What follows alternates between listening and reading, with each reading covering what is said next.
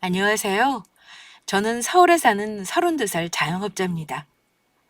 벌써 내년이면 계란 한 판의 나이가 되는데요. 사실 결혼이 조급하다는 생각은 하지 않습니다. 지금 좋은 마음으로 1년째 만나고 있는 사람도 있고요. 결혼이 급하다는 마음이 들었던 건 제가 막 30이 되던 해였던 것 같아요.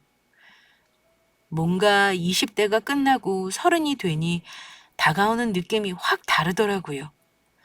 마침 사귀던 사람도 있었던 그때는 당연히 만나는 사람과 결혼이 당연하다고 생각했습니다.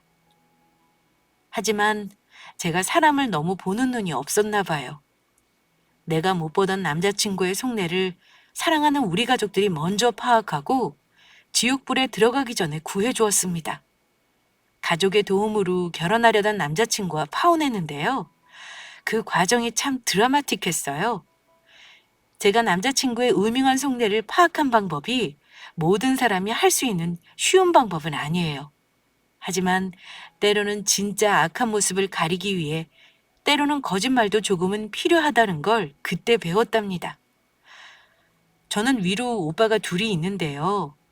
파혼하고 나서 저한테 그러더라고요. 뭘 그렇게 속상해? 그런 놈하고 결혼 직전에 끝난 걸 기뻐해야 할 일이지. 부닥거리 진하게 했으니까 이제는 쓸데없는 생각 말고 그놈하고 확실히 정리 잘해. 혹시 오빠가 도움 줄 거 있으면 말해주고. 이 정도면 조상이 도운 거지 뭐. 그래도 속상하긴 해. 내가 이렇게 사람 보는 눈이 없었나 싶고 멍청했다 싶고. 연애할 때는 그렇게 잘해주던 사람인데 정말 저럴 줄은 몰랐어. 조상이 도운 게 아니라 네 오빠가 도운 거다 요놈아. 암튼 너 안 되겠어. 앞으로 만나는 남자 있으면 오빠들한테 미리 데려와서 꼭 인사시켜라. 알겠냐? 앞으로 만나는 남자친구는 오빠에게 검사받고 사귀라더니만 웃긴 건 결국 오빠가 소개시켜준 사람을 만나 지금 사귀고 있긴 합니다. 지금 만나는 사람은 파혼한 전 남자친구와는 비교도 안 될 정도로 좋은 사람이에요. 정말 똥차 가고 벤치 온다는 말이 맞는 게 어렸던 제가 아픔을 겪고 성숙해지니 사람 보는 눈도 생기더라고요. 어쨌든 제가 떠나보낸 똥차는 그냥 똥차도 아니었고 어마어마한 똥차였습니다. 물론 연애할 때는 똥차인 줄 몰랐어요. 저보다 4살이 많았고 직장도 번듯했던 남자였고 시큰둥했던 첫 만남 때와는 달리 연애하는 동안 저한테 한없이 착했고 잘해줬어요. 물론 간혹 제가 친구들과 술자리 모임을 한다거나 이성 친구가 섞인 모임이 있을 때는 집착과 구속을 하기도 했습니다. 뭐 그래도 저를 너무 사랑하니까 그렇다고 생각했고요. 남자친구와 만난 건 제가 20대 중반대로 나름 어리다면 어린 나이였습니다. 사실 처음부터 둘이 잘 될 분위기는 아니었어요. 친구 소개로 만난 남자친구는 첫인상으로 딱 느끼기로는 뭔가 저보다 어른스럽고 사회생활 선배로 보였어요. 제 눈에는 너무 멋져 보였습니다. 하지만 그 사람은 저에게 그다지 관심이 없는 듯 했어요. 저는 눈치는 빠른 편이라 그 정도는 알거든요. 그래서 잘 될 사이는 아니구나 하고 편하게 밥 한 끼 먹고 헤어지려고 했습니다. 그런데 제가 타고 다니는 차를 보더니만 그 사람이 좀 놀라는 눈치였어요. 왜냐면 20대 여자가 끌고 다니기에는 좀 비싼 외제차를 타고 다녔거든요. 다현 씨, 이 차 타고 다녀요? 와, 다현 씨 되게 금수저인가 봐요. 어린 나이에 이 브랜드 차 타고 다니는 사람은 처음 봤네. 나도 아직 소형 국산차 타고 다니거든요. 아, 그런가요? 타고 다니는 차라서 그냥 가지고 나온 건데 괜히 자랑하는 것 같아서 좀 미안하네요. 엄밀히 말하면 이 차 제가 산 거 아니고 아빠가 사주신 거거든요. 제가 출퇴근 거리가 좀 멀어서요. 혹시 저 나쁘게 겉멋 만든 여자로 오해하지는 말아주세요. 오해라뇨. 능력돼서 타고 다니는 걸 누가 뭐라고 하겠어요. 그나저나 다현 씨, 우리 다음 만나는 날은 언제로 할까요? 나는 다현 씨 좀 더 만나고 싶은데요. 다음번에는 밥만 먹지 말고 데이트다운 데이트 좀 하죠. 제가 코스 다 짜올게요. 제 느낌이었는지는 몰라도 그 사람은 갑자기 시큰둥한 태도에서 적극적인 모습을 보이더니 애프터 신청까지 했습니다. 그때만 해도 결혼 같은 거 생각 안 하고 그저 느낌만 좋으면 만날 때라 거절할 이유는 없었고, 그 이후로 몇 번 더 만나다가 사귀자는 말에 제가 홀라당 넘어가고 말았어요. 이런 말씀 드리는 거 자랑 같아서 부끄럽지만 그래도 제 상황은 솔직하게 말씀드려야 하는 거니까요. 사실 저는 금수저까지는 아니고 은수저쯤은 되는 것 같아요. 지방에서 건설 자재 회사를 운영하시는 아빠와 현모양처이신 엄마 밑에서 부족하지 않게 자랐어요. 제일 큰 오빠는 프로 골퍼이고 둘째 오빠는 수의사예요. 참 한 집에서 직업군도 다양하죠? 아빠 사업체를 물려받길 원하셨지만 오빠들은 워낙 자기 진로가 확고해서 아빠도 그 부분은 마음을 접으셨어요. 저는 공부를 그다지 잘하지 못해서 부모님이 걱정이 많으셨는데 차라리 저에게 아빠 일을 배워보지 않겠냐고 권유하셨습니다. 나중에 아빠 사업을 물려받더라도 어려서 그랬는지 일단은 온전히 저의 힘으로 뭔가를 해보고 싶어서 사업을 시작하겠다고 했어요. 마냥 철부지라고 생각했던 막내가 나름 미래 계획을 세운 거 보시고는 아빠가 기특하다며 칭찬해 주셨어요. 우리 딸 아무 생각 없이 사는 줄 알았는데 그건 아니구나. 그래, 네가 오빠들보다 더 잘 될 수 있는 거야. 요즘 세상에 책상 머리만 찍힌다고 성공하는 건 아니다. 공부는 언제든지 할 수 있는 거니까 일단 네가 하고 싶다는 거 해봐. 아빠가 도와줄 거 있니? 혹시 사업 자금이 조금 필요하면 말해. 처음에는 아빠가 도와주마. 도움 필요하면 그때 말씀드릴게요. 지금은 제 힘으로 해볼래요. 부모님은 대학 안 가고 바로 돈 벌겠다는 거 오히려 지지해 주셨습니다. 이제는 공부만 잘한다고 성공하는 시대는 아니라면서요. 부모님 도움 없이 이른 나이부터 의류 사업을 시작한 저는 꽤나 SNS에서 인기를 끌어 남자친구를 처음 만났을 때만 해도 벌써 5년차 쇼핑몰 사장이었어요. 수입도 꽤나 좋아서 어린 나이 치고는 현금도 꽤 많이 모아놓았고요. 성인이 되었으니 부모님께 기대서 살지 않으려고 했습니다. 남자친구와 연애하는 동안 한 번은 남자친구 집안 얘기를 들은 적이 있었는데요. 저와 많이 다른 환경에서 자란 사람이지만 마음이 참 착한 사람이라고 생각한 일이 있습니다. 원래 사귀는 동안 상대방 가족에 대해서도 자연스레 알게 되는 일이 어쩌면 당연한 일인데요. 제가 우리 오빠 얘기나 부모님에 대한 얘기를 자주 한 것과 마찬가지로 그 사람도 자기 가족 이야기를 종종 했어요. 자주 들었던 건 어릴 때는 남자친구 집이 되게 잘 살았다는 말이었습니다. 그런데 어느 순간 아버지 사업이 무너지면서 빚더미에 앉게 되었다고 하더라고요. 잘 살 때는 친척들이 어떻게든 떨어지는 콩고물을 받아먹으려고 알랑방귀를 꼈으면서 망하고 나니까 전부 등을 졌다고 하더라고요. 그거 보니까 한 다리 건너 가족은 가족도 아니라는 걸 확실히 알겠더라. 암튼 그때 아버지 사업 고꾸라지면서 나도 많이 힘들었어. 재수하고 싶었는데 그런 건 꿈도 못 꿨지. 빚이라는 게 참 무섭더라. 온 가족이 달려들어서 같이 갚았는데도 아직도 힘든 거 보면 말이야. 그럼 지금은 가족들이 괜찮은 거야? 오빠도 많이 힘들었겠다. 지금은 다행히 동생도 나도 벌면서 보태니까 많이 나아졌지. 그래도 전셋집 탈출은 아직도 못했어. 부모님이 이제는 연세가 있으신데도 힘든 일 하시면서 겨우겨우 유지하시는 거지. 내가 장남이라 그런가 부모님 보면 참 마음이 아파. 잘해야 한다고 생각하면서도 나도 이런저런 스트레스 받는 일이 생기니까 어쩔 때는 너무 돈돈하시면 화가 날 때도 있어. 한편으론 부모님이 안쓰러고 불쌍한데 또 한편으론 내가 왜 이렇게까지 해야 하나 싶고 그래. 이런 말을 하면서 그때까지 한 번도 약한 모습을 보이지 않던 사람이 눈물까지 보이더라고요. 제가 남자 눈물에 참 약한 사람인 걸 그때 알았어요. 남자가 우니까 저도 괜히 울컥해서 달래주면서 속으로는 이 사람이랑 결혼하면 시댁에 잘해야겠다고 생각했습니다.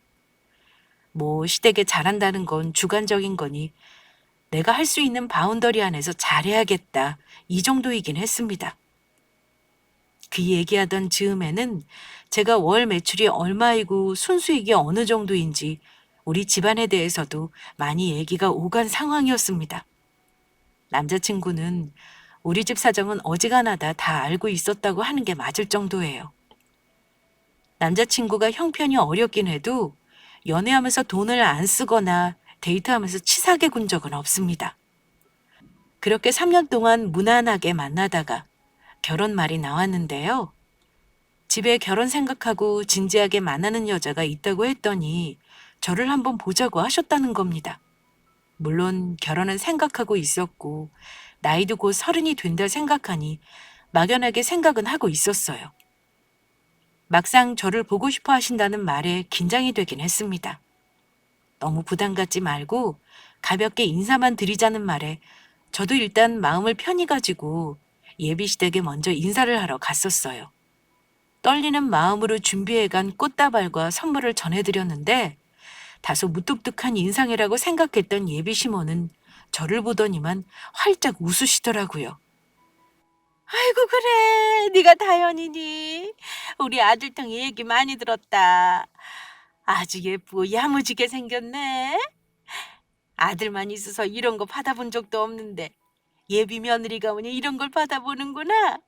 센스 있게 선물도 다 사올 줄 알고. 네 부모님은 어쩜 이리 너를 살갑게 잘 키우셨다니. 다소 호들갑스러울 정도로 처음부터 저의 칭찬을 해주셨습니다. 남자친구 집에 가보니 그냥 주변에서 흔히 보이는 평범한 가정집이었습니다. 특별히 가난해 보이는 건 못 느꼈어요. 솔직히 남자친구가 부모님 얘기하면서 눈물 보일 때는 내심 내가 감당할 수 없을 정도로 가난하면 어쩌지 하는 걱정을 하기도 했거든요. 여자들은 딱 보면 살림이 보이잖아요.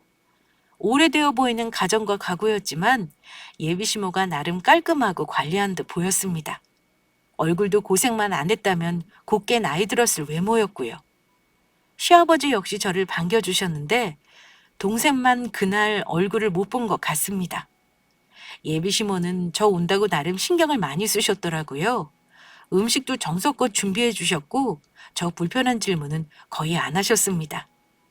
혹시 너희 집에서 귀한 막내딸 시집 보내는데 우리 집안이 좀 키운다고 부모님이 우리 아들 마음에 안 들어 하시는 건 아닐까 걱정이구나. 우리야 너 같은 며느리 얻는 걸 너무 감사하고 있지만 네 부모님 마음은 모르는 거거든. 아우 어머니 그런 말씀 마세요. 아마 저희 부모님도 오빠 엄청 좋아하실 거예요. 저희 부모님 좋은 분들이세요. 우리 집이 무슨 복이 있어. 너희 같은 집안이랑 사돈을 맺게 되는지 모르겠다.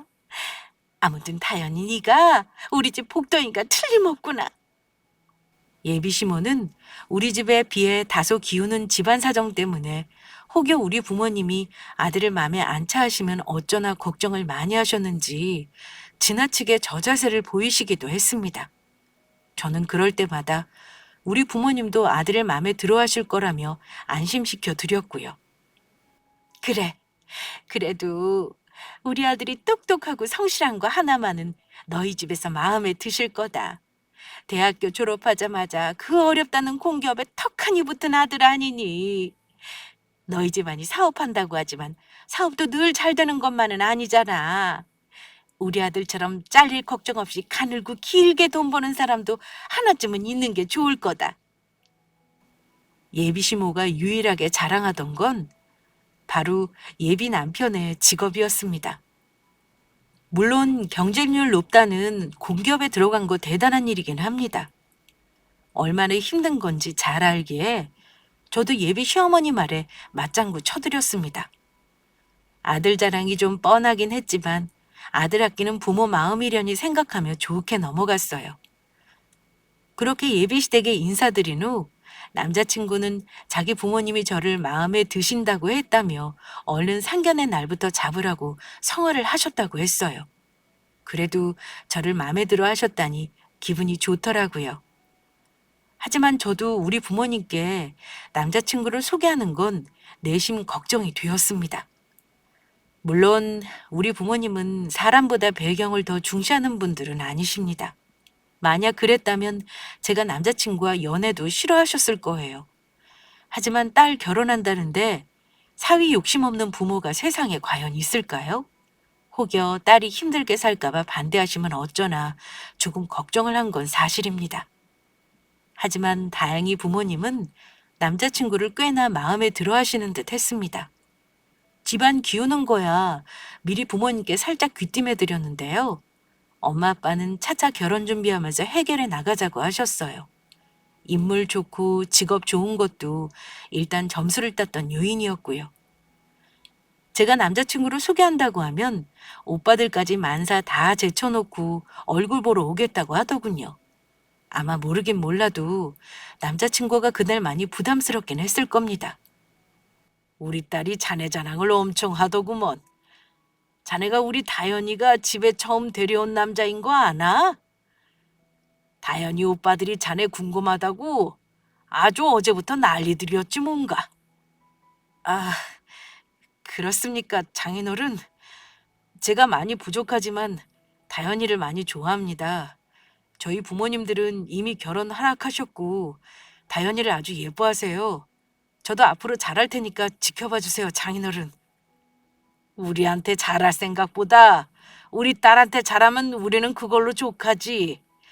그래, 자네는 가족이 넷이라고? 지금 다니는 직장은 일찍 들어갔다고 들었는데 참 똑똑한 결정했구먼 그래. 아빠는 남자친구가 곤란해하지 않을 기본적인 질문을 하셨습니다. 오빠들은 남자친구를 지켜보더니 이것저것 묻기도 했고요. 운동을 좋아하는지 취미가 뭔지 하는 쓸데없는 질문을 하더니만 남자친구가 등산을 좋아한다고 하자 아빠가 반색을 하셨습니다. 자네 등산을 좋아한다고? 나도 등산이 취미인데 듣던 중 반가운 소리구만. 다음에 시간 되면 같이 등산이나 가도록 하지. 좋습니다, 장인어른. 언제든 괜찮은 시간 말씀만 해주세요. 제가 모시겠습니다.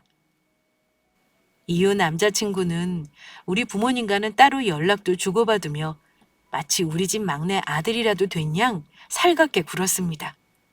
부모님은 그런 예비 남편을 무척이나 좋아하셨어요. 제가 없어도 따로 연락을 드려 함께 식사를 대접하기도 했고 아빠와 술 한 잔씩 하기도 했어요.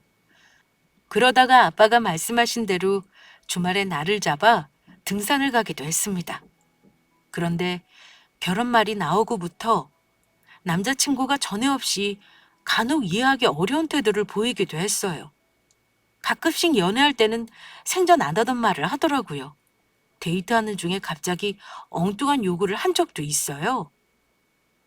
다현아, 우리 결혼하면 혹시 나도 차 사줄 거야?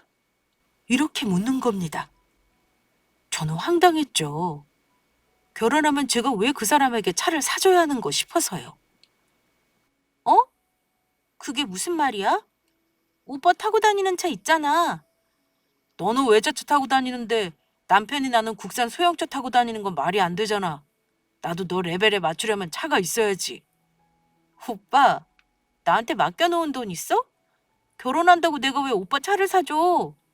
오빠가 돈 모아서 사야지.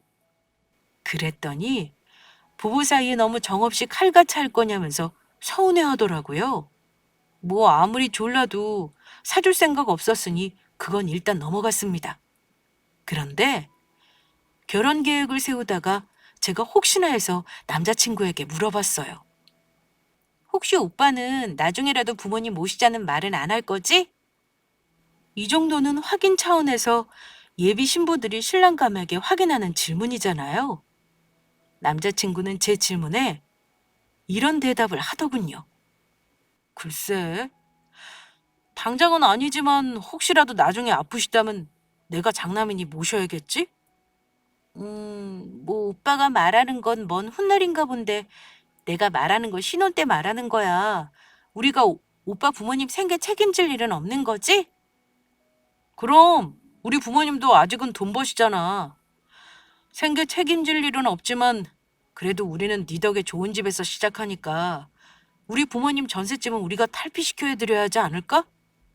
저는 그 대답에 놀라서 되물었어요. 어? 오빠가 부모님 집 사드리게?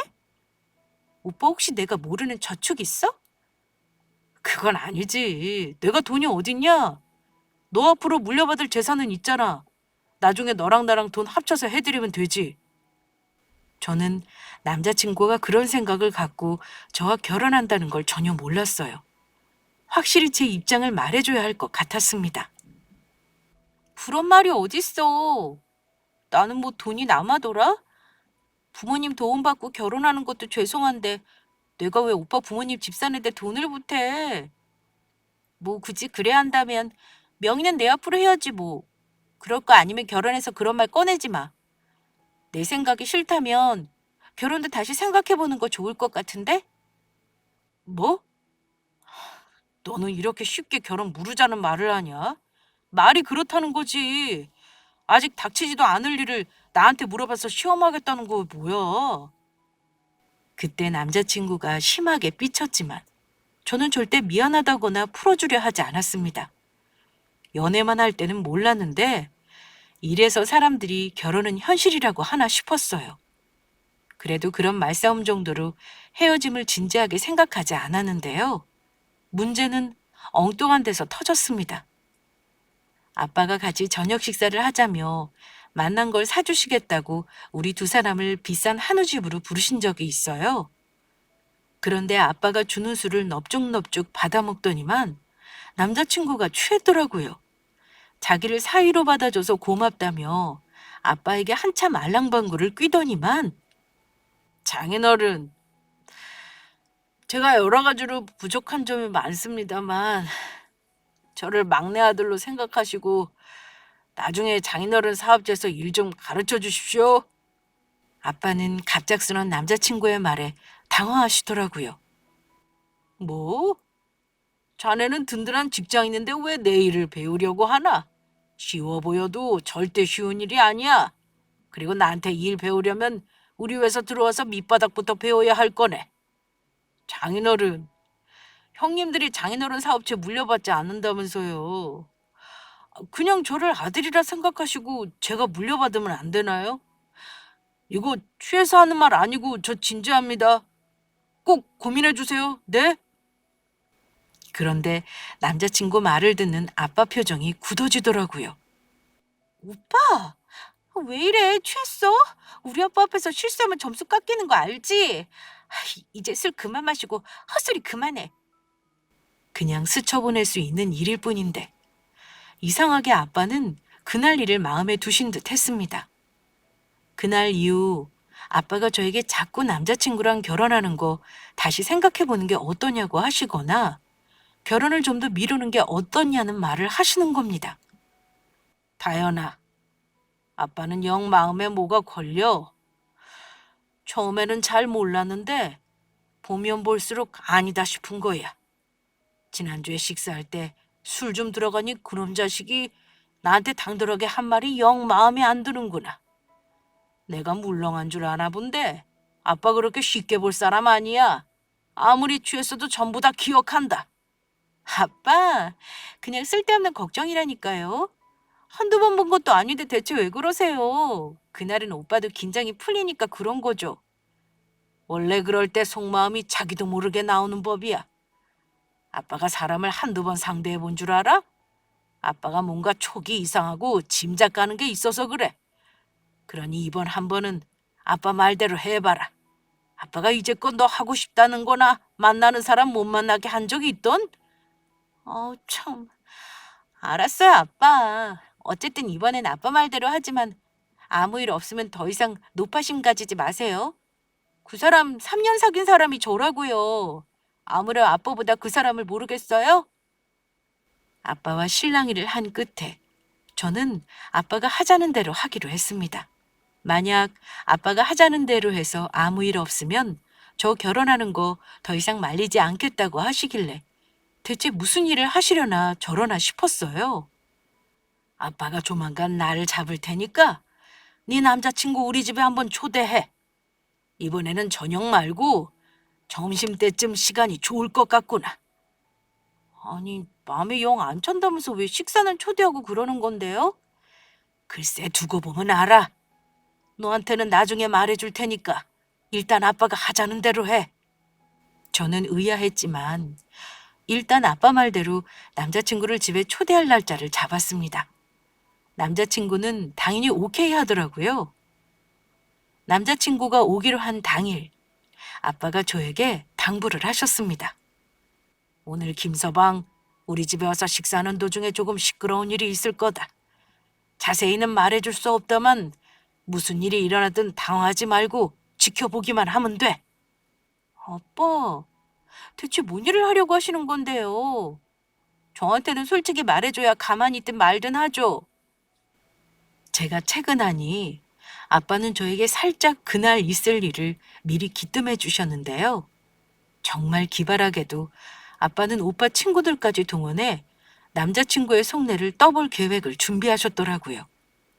일종의 테스트라고 알고만 있어.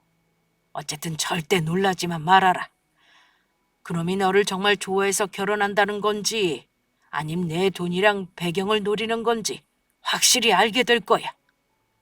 아빠 계획이 황당했지만 일단 아빠 말을 듣기로 했으니 어쩌겠나요? 아빠 말대로 할 수밖에요. 그리고 아빠 말을 듣고 보니 결혼말 나오고 나서부터 남자친구가 차를 사달라는 둥 자기 부모님 집을 같이 마련해줘야 한다는 둥 했던 말이 떠올라 나쁜 생각이 아니다 싶었습니다.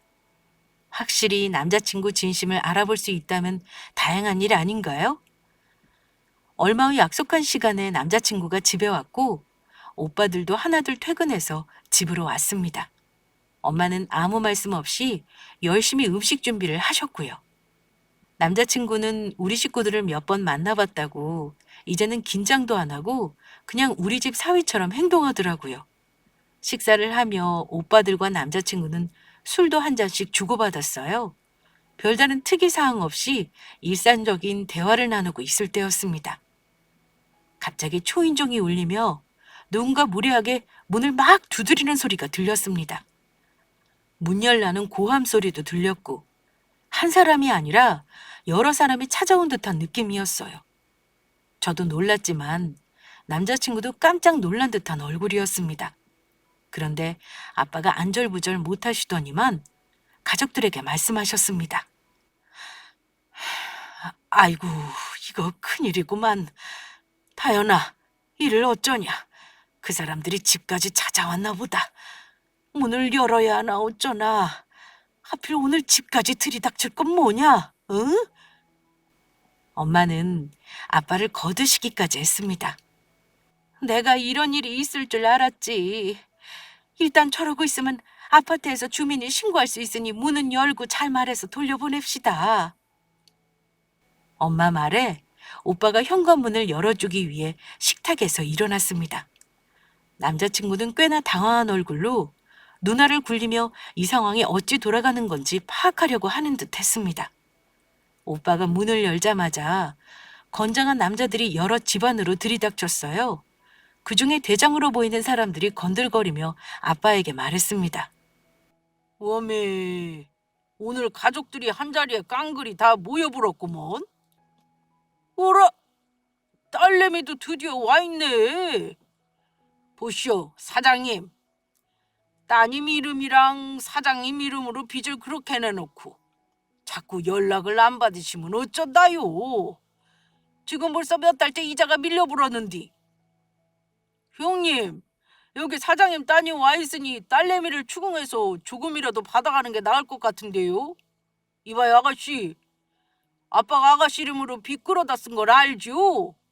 오늘 온 김에 일부라도 이자를 받아가야 쓰겠는디? 어쩔 거요? 저는 너무 당황한 나머지 뭐라 말도 못하고 있었는데요.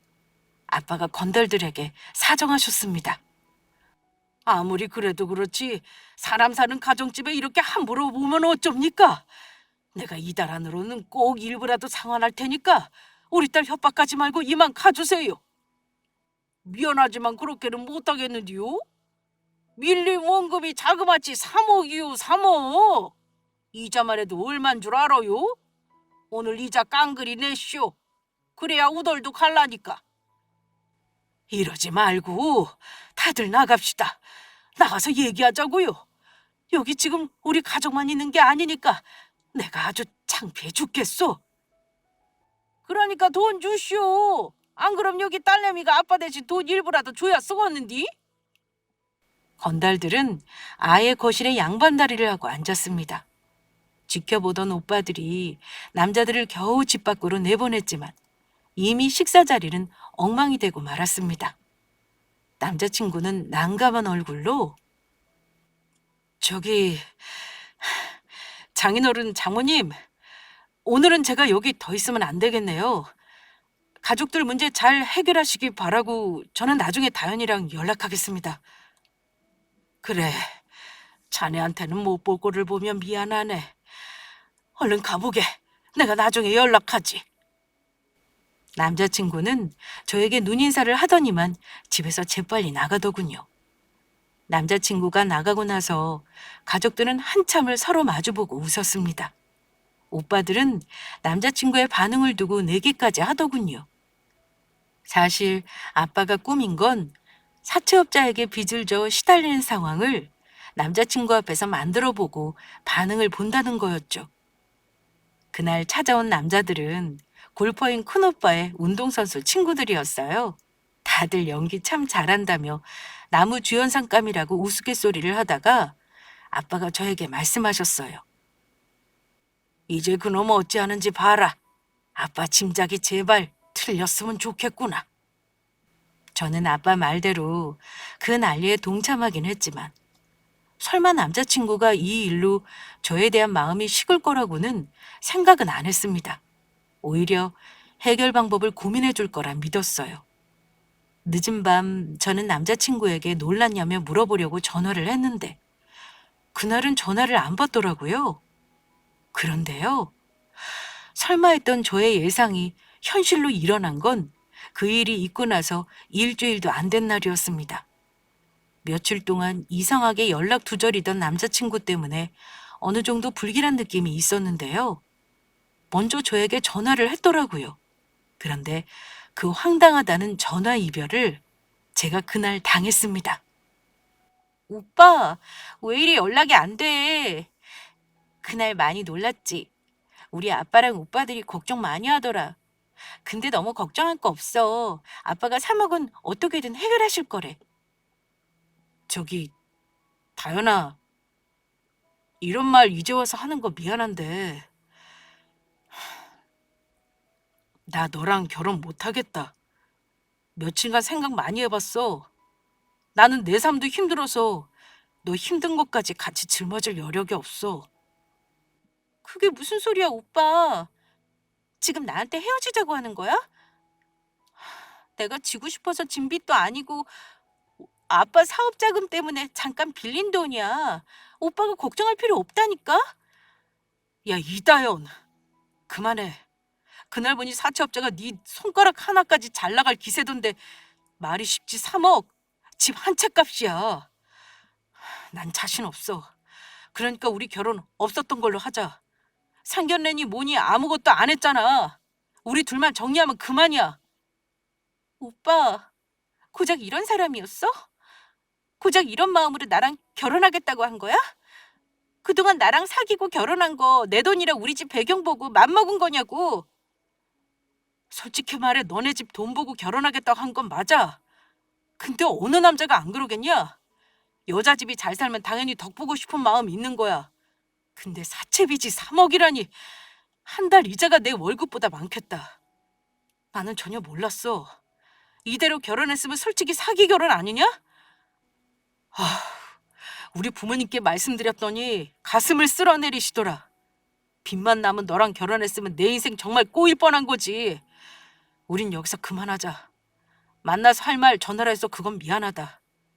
어쨌든 알아들었으리라 믿고 결혼은 없던 걸로 해. 그 사람은 이미 자기 부모에게도 다 말해버린 것 같았습니다. 결정을 다 내리고 저에게는 통보만 한 거죠. 제 할 말만 하고 전화를 뚝 끊어버리더군요. 예비 남편은 더 이상 제가 알던 사람이 아니었어요. 사람이 어쩜 이렇게 한순간에 다른 태도를 보일 수 있는 건가요? 황당했던 저는 확인차 그 사람 어머니에게 전화를 해봤습니다.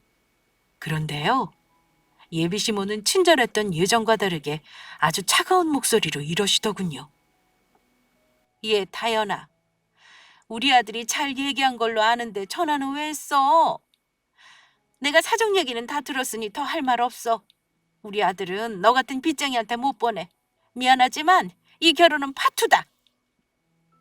역시나 남자친구는 물론 시어머니도 마찬가지로 우리 집 돈을 욕심내서 결혼하려고 한 거였습니다. 연기 대상감은 오빠 친구들이 아니라 남자친구와 시어머니셨죠. 아빠 말이 틀리길 바랬지만 역시 아빠의 예상이 맞았다는 걸 안 저는 너무 기가 막혀 엉엉 울고 말았습니다. 그 사람이랑 이렇게 허무하게 끝나는 게 슬퍼서가 아니라 3년 동안 속은 내가 등신 같아서 울었고 시간이 아까워서 울었어요. 부모님께 말씀드리자 아빠는 그럴 줄 알았다며 혀를 끌끌 차셨습니다. 거봐라, 내 말이 맞지? 착실히 직장 생활한다는 놈이 내 사업 물려받겠다는 말할 때 욕망덩어리인 줄 진작에 알아봤어. 그만 울어. 속상할 것도 없다. 구체적으로 준비한 거 하나도 없을 때 파혼한 걸 다행으로 생각하자. 엄마는 제가 속상해하는 거 보고 같이 눈물 지으셨습니다. 그 못된 놈이 우리 딸 마음을 아프게 하고 너무 속상해할 거 없어. 우리 집안을 돈으로만 봤다는 거 아니니? 정말 무식한 집안이 아니고 뭐겠어. 저런 집안에 내 귀한 딸을 시집 보냈다면 어후, 생각만 해도 끔찍하다. 부모님이 위로해 주시니 더 속이 상했죠. 결국은 제가 부모님을 속상하게 해드린 거니까요. 저는 이렇게 된 이상 확실히 그 인간과 마무리를 짓고 싶었습니다. 저에게 전화로 예의 없이 이별 통보를 했으니 저도 똑같이 해줄 작정이었어요. 그래서 그 인간에게 전화를 했는데요. 몇 번을 해도 전화를 안 받더라고요. 그게 뭐겠어요? 제가 매달리려고 전화를 한 줄 알았나 보더라고요.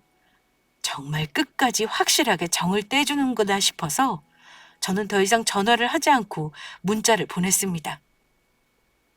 큰오빠에게 부탁해 그날 사채업자 역할을 한 친구들과 찍은 사진이 있다면 보내달라고 했어요. 오빠가 금방 보내주길래 저는 사진을 그놈에게 보냈습니다. 사진 속에 오빠와 그날 왔던 친구들이 같이 운동복을 입고 찍은 사진이었죠. 그리고 곧바로 제 통장 잔고를 사진으로 보냈어요. 그리고 딱 한 줄의 문자만 보냈습니다. 네 복을 발로 찬 등신이 너다. 이별은 대환영이다. 잘 먹고 잘 살아. 그러자 잠시 후 다시 그놈에게서 전화가 걸려오더군요. 그 인간도 그날 사채업자들을 얼굴을 알 테니 제가 보낸 사진 속 사람들이 왜 우리 오빠들과 같이 있는지 정체가 궁금했을 겁니다. 너 지금 보낸 거 뭐냐? 네 오빠들이랑 건달들이랑 그 사이에 아주 절친이 된 거냐? 통장 잔고는 또 뭔데? 돈 자랑해봤자 소용없어. 그걸로 빚 다 갚을 수 있으니까 다시 만나자 그거야? 오빠는 머리가 참 안 돌아가네? 그 사람들은 사채업자가 아니라 우리 오빠 친구야. 미안하지만 오빠는 우리 아빠한테 제대로 시험당했어. 내 돈 보고 결혼하려고 했다고? 아주 자기 입으로 술술 불더라. 속인 건 미안한데 그날 영국으로 오빠 마음을 이렇게 알았으니 나도 결혼할 마음 없다는 거 알려주려고. 아깐 너무 자기 말만 하더라. 그래도 오빠가 속은 건 알고 헤어져야 하지 않겠어? 오빠가 무슨 복을 놓친 건지는 알고 살아라. 잘 먹고 잘 살고 다시는 만나지 말자. 돈 보고 결혼한다니까 돈 많은 여자나 잘 찾아봐. 그러자 그놈은 당황한 듯 다급하게 전화를 끊지 못하겠습니다. 아마 아차 싶었던 거겠죠. 다현아 잠깐 끊지 마. 이번엔 내가 너한테 실수했네. 정말 미안하다. 파혼하자는 건 취소할게. 근데 이해해줘. 다른 남자도 만약 그런 상황이면 다 나 같은 선택할걸? 왜 나를 못 믿고 그런 짓을 했어?